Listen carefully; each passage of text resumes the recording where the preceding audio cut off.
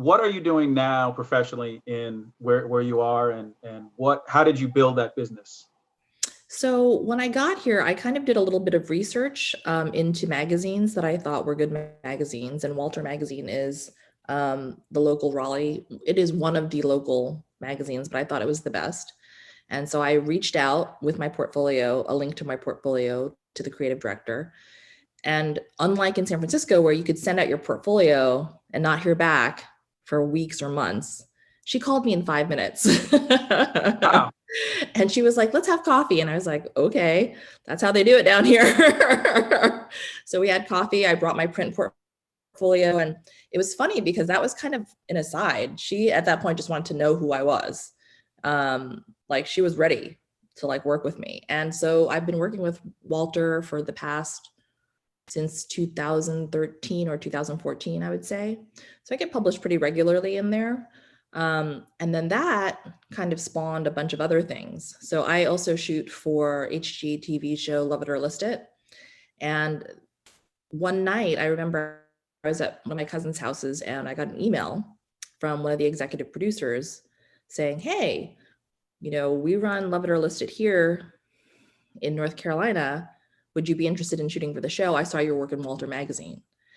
And I thought someone was pranking me. But it turns out that it was legit. And so I've been shooting for them for the last 3 years now. So that's great. And my business has grown to the point where I actually need help. So I'm still trying to figure that out because there are certain things I can't outsource. Like I can't outsource actually shooting, but I can outsource some of my retouching. You know, I still have to manage it, but I can outsource some of that. And then I outsource some of my social media now with a great marketing company, you know what I mean? But I didn't know that it could be like this. Like my career is at the best that it's ever been. I think it's sort of big fish, small pond situation. There aren't as many professional interiors photographers here, so it's easier to kind of stand out. Whereas in San Francisco, there's a ton of everything, a ton of wedding photographers, a ton of interiors photographers, a ton of architectural photographers. So it's harder to, you know, make yourself known. Whereas here, there's like a handful of interiors photographers. I mean, no, there are lots of real estate photographers, but there's sort of a difference in style of photography. So there's a ton of real estate photographers, but not so many interiors or architecture photographers. And I know who the other people are, basically, you know, we'll refer work to each other. So it's kind of community over competition, which is nice.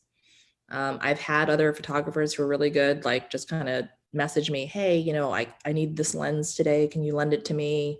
Stuff like that. That's amazing. Yeah. I mean, coming from New York, it's like, what? You know what I mean? When we moved into my neighborhood, I remember a neighbor waved to me when I was driving by. So I was like, what did I do? Like, what's up?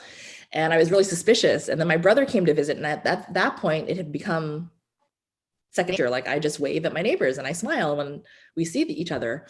And he's like, what are you doing? Because he still lives in New Jersey. So he was very confused. But yeah, I mean, I can't say enough good things about living here in terms of quality of life and also just career-wise. It's amazing. Like I'm so happy, honestly.